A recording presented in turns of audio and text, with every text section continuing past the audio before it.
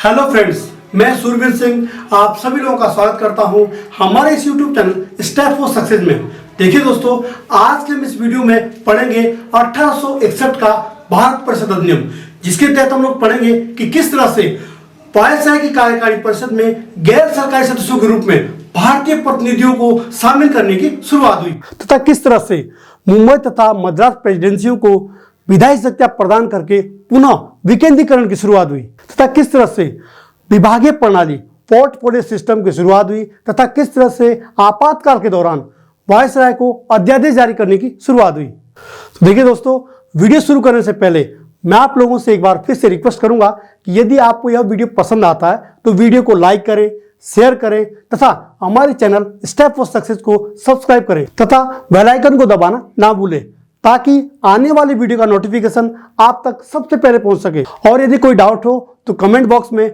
हमें कमेंट करके जरूर बताएं, ताकि आपका डाउट क्लियर कर सके। तो चलिए शुरू करते हैं। देखिए दोस्तों, यह अधिनियम ब्रिटिश सरकार द्वारा 1 अगस्त 1861 को पारित किया गया था। जैसा कि पिछले वीडियो में 1858 का भारत शासन अधिनियम में हमने पढ़ा था कि भारत में 1857 में एक क्रांति हुई। इस क्रांति का परिणाम यह निकला कि भारत में ईस्ट इंडिया कंपनी के शासन का अंत कर दिया जाता है और भारत में ब्रिटिश का क्राउन या ब्रिटिश ताज का शासन स्थापित किया जाता है तथा गवर्नर जनरल के स्थान पर वायसराय का पद लाया जाता है तथा भारत का प्रथम वायसराय तत्कालीन गवर्नर जनरल लॉर्ड कैनिंग को बनाया जाता है। तो देखिए दोस्तों, 1858 का भारत शासन अधिनियम जो लाया गया था उसमें यह बात की गई थी कि भारत में एक बेहतर शासन की स्थापना की जाएगी तथा सबको समान अधिकार दिया जाएगा तथा और भी कई सारे वादे किए गए थे भारत की जनता से महारानी विक्टोरिया के द्वारा। और अब इन सब बातों पर अमल करने की बात आती है। तो देखिए दोस्तों, 1857 की क्रांति के बाद भारत में उपजे हालात को देखते हुए ब्रिटिश सरकार को इस बात का एहसास हो गया था कि यदि हमें भारत में शासन चलाना है तो भारतीयों का सहयोग लेना बहुत ही जरूरी है तथा भारतीय जनता को संतुष्ट करने के लिए एक नीति बनाई गई, जिसे हम सहयोग की नीति भी कहते हैं, जिसमें कि कुछ भारतीय प्रभावशाली लोगों का सहयोग लिया जाए, जिससे कि हमें भारत में शासन चलाने में आसानी हो जाए और भारत में 1857 वाले हालात दोबारा भी ना हो सके। इसी वजह से कुछ महत्वपूर्ण अधिनियम पारित किए गए थे, जैसे 1861 का भारत परिषद अधिनियम, 1892 का भारत परिषद अधिनियम तथा 1909 का भारत परिषद अधिनियम।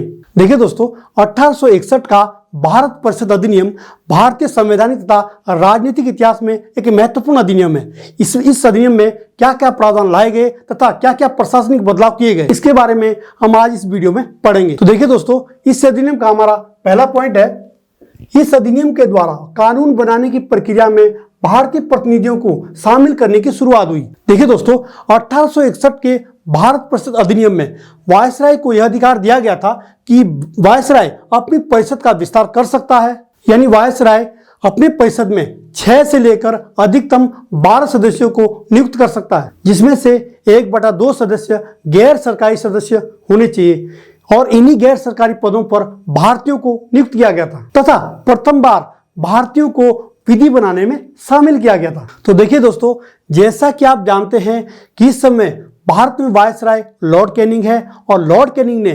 1862 में 3 भारतीयों को परिषद में गैर सरकारी सदस्यों के रूप में शामिल किया था, जिसमें पटियाला के राजा नरेंद्र सिंह, बनारस के महाराजा देवनारायण सिंह तथा सर दिनकर राव को वायसराय ने गैर सरकारी सदस्यों के रूप में शामिल किया था। तो देखिए दोस्तों, आपको ये चीज ध्यान रखनी है। इसके बाद हम आगे बढ़ते हैं। अगला पॉइंट हमारे पास, इस अधिनियम के तहत वायसराय की कार्यकारिणी परिषद में एक अन्य सदस्य यानी 5वां सदस्य जोड़ा गया।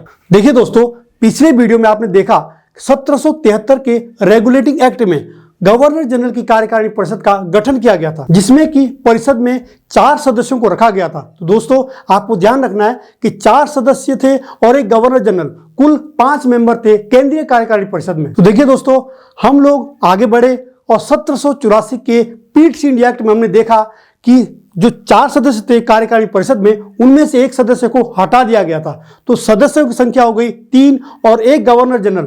कुल इस समय केंद्रीय कार्यकारिणी परिषद में 4 मेंबर है। और दोस्तों, फिर हम आगे बढ़े, हमने देखा कि 1833 के चार्टर एक्ट में एक विधि सदस्य जोड़ा गया था केंद्रीय कार्यकारिणी परिषद में। तो दोस्तों सदस्यों की संख्या हो गई केंद्रीय कार्यकारिणी परिषद में 4 और 1 है गवर्नर जनरल, यानी कुल मेंबरों की संख्या इस समय है 5। तो दोस्तों इसके बाद हम लोग आगे बढ़े और हम लोगों ने देखा कि 1861 का भारत परिषद अधिनियम में यहां पर गवर्नर जनरल के स्थान पर वायसराय का पद आ गया है और वायसराय की कार्यकारिणी परिषद में जो इस समय 4 सदस्य थे, तो इन 4 सदस्यों में एक सदस्य 1861 के भारत परिषद अधिनियम में जोड़ा गया था।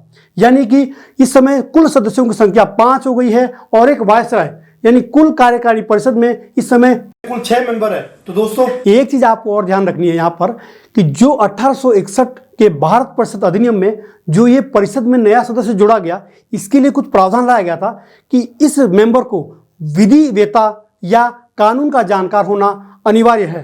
तो आपको ध्यान रखना है दोस्तों। चलिए दोस्तों हमारा अगला पॉइंट है, इस अधिनियम के द्वारा बंबई तथा मद्रास प्रेसिडेंसियों को विधायी शक्तियां पुनः देकर विकेंद्रीकरण की शुरुआत हुई। देखिए दोस्तों पिछले वीडियो में हमने देखा था कि 1773 के रेगुलेटिंग एक्ट से लेकर 1833 के चार्टर एक्ट तक जो भी प्रावधान आए उसमें ब्रिटेन की संसद ने भारत में एक केंद्रीकृत सत्ता बनाने का प्रयास किया था, यानी सत्ता को केंद्र में लाने की कोशिश की गई थी। आपने 1773 के रेगुलेटिंग एक्ट में देखा कि बंबई तथा मद्रास प्रेसिडेंसी को कलकत्ता प्रेसिडेंसी के अधीन कर दिया था तथा इनके समस्त अधिकार बंगाल के गवर्नर जनरल के अधीन कर दिए गए थे तथा धीरे धीरे गवर्नर जनरल के पास शक्तियां बढ़ती गई तथा दोस्तों आपने देखा कि 1833 के चार्टर एक्ट में बंगाल के गवर्नर जनरल को भारत का गवर्नर जनरल बनाया गया और संपूर्ण शक्तियां भारतीय गवर्नर जनरल के पास दे दी गई। तो दोस्तों 1773 के रेगुलेटिंग एक्ट से लेकर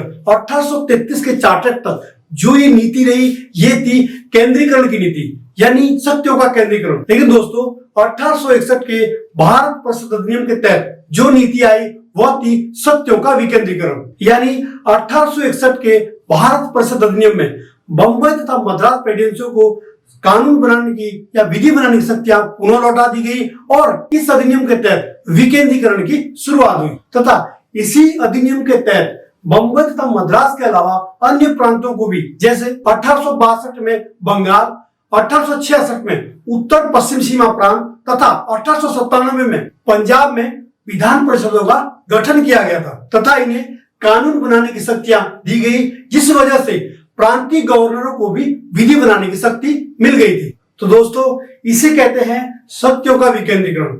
जैसे हम वर्तमान में भारत की बात करें तो भारत में भी शक्तियां पूर्णतः केंद्रीकृत नहीं है, क्योंकि केंद्र के पास कुछ शक्तियां हैं और राज्यों के पास भी शक्तियों का बंटवारा किया गया है। तो दोस्तों भारत में भी शक्तियों का विकेंद्रीकरण किया गया है, ये चीज आपको ध्यान रखिए दोस्तों। इसके बाद हम लोग आगे बढ़ते हैं। हमारा अगला पॉइंट है, इस अधिनियम के तहत वायसराय को परिषद में कार्य संचालन के लिए अधिक नियमों का आदेश बनाने की शक्तियां प्राप्त हुई थी। देखिए दोस्तों वर्तमान में जो वायसराय है इसकी शक्तियों को बढ़ाया गया था।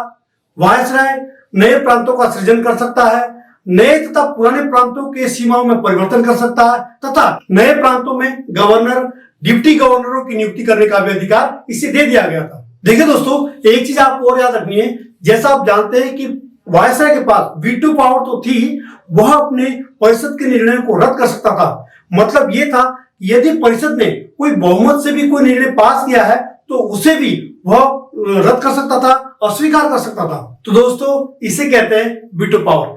देखिए दोस्तों एक चीज आपको और ध्यान रखनी है, जो कि इस अधिनियम में एक महत्वपूर्ण प्रावधान और आया था, वो था पोर्टफोलियो सिस्टम या विभागीय वितरण प्रणाली, जिसे कि इस अधिनियम के तहत विधिक मान्यता मिल गई थी। देखिए दोस्तों पोर्टफोलियो सिस्टम या विभागीय वितरण प्रणाली की शुरुआत 1859 में लॉर्ड कैनिंग ने की थी, परंतु उस समय इसे विधिक मान्यता नहीं मिल पाई थी। परंतु 1861 के भारत परिषद अधिनियम के तहत इसे विधिक मान्यता मिल गई थी। देखिए दोस्तों पोर्टफोलियो सिस्टम या विभागीय वितरण प्रणाली के बारे में आप लोग जानते ही है।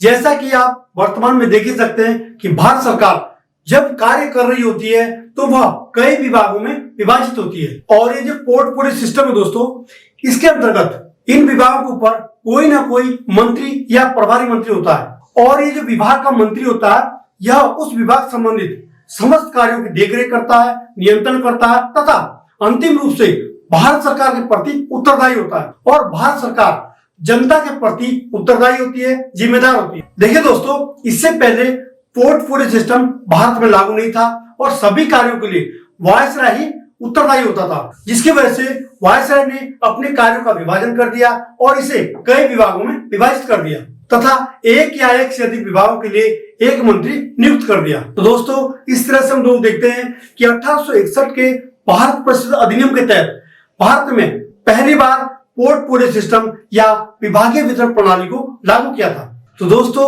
1861 के भारत परिषद अधिनियम के अंतर्गत जो ये विभागीय वितरण प्रणाली की शुरुआत हुई थी भारत में, इसी वजह से भारत में मंत्रिमंडलीय व्यवस्था की भी शुरुआत हुई, क्योंकि प्रत्येक मंत्री किसी न किसी विभाग के प्रमुख के रूप में जाना जाने लगा और प्रत्येक विभाग का अपना एक मंत्री होता था। तो दोस्तों, यही व्यवस्था वर्तमान में मंत्रिमंडलीय व्यवस्था के रूप में विकसित हुई।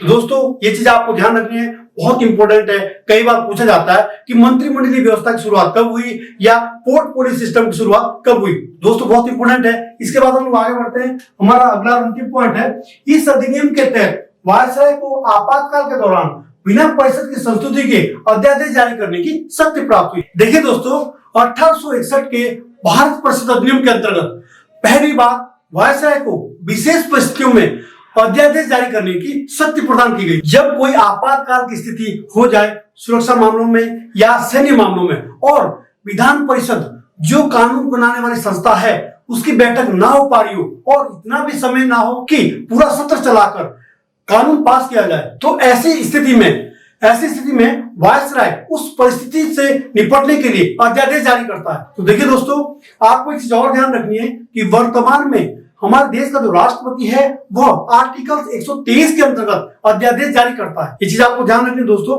फिर हम आगे बढ़ते हैं। थोड़ी एक चीज और आपको याद रखनी है, बहुत इंपॉर्टेंट है, कई बार पेपर में पूछी जाती है कि 1861 के भारत परिषद अधिनियम का एक महत्वपूर्ण उद्देश्य यह था कि भारत में कानून प्रणाली में सुधार किया जाए तथा इसी संदर्भ में 1861 के भारत परिषद अधिनियम के तहत उच्च न्यायालयों या हाई कोर्ट की स्थापना का प्रावधान लाया गया था तथा दोस्तों 1862 में बंबई, मद्रास तथा कलकत्ता में उच्च न्यायालय यानी हाई कोर्ट की स्थापना की गई थी। तो देखिए दोस्तों, ये चीज आपको ध्यान रखनी है, कई बार पेपर में पूछा जाता है। देखिए दोस्तों, एक चीज आपको और ध्यान रखनी है जो कि कई बार पेपर में पूछी जाती है, बजट का नाम तो आपने सुना होगा दोस्तों। 1861 में जेम्स विल्सन ने भारत में पहली बार बजट पेश किया था। बहुत इंपोर्टेंट है, कई बार पूछा जाता है कि बजट पहली बार कब पेश हुआ था। तो देखिए दोस्तों, इस अधिनियम के जो महत्वपूर्ण प्रावधान थे वो हम लोगों ने पढ़ लिए हैं और उम्मीद करता हूं कि आपको यह वीडियो पसंद आएगा। तो दोस्तों, वीडियो को लाइक करें, शेयर करें तथा हमारे चैनल को सब्सक्राइब करें और यदि कोई डाउट हो तो कमेंट बॉक्स में हमें कमेंट करके जरूर बताएं। तो दोस्तों, मिलते हैं अगले वीडियो में, तब तक के लिए धन्यवाद।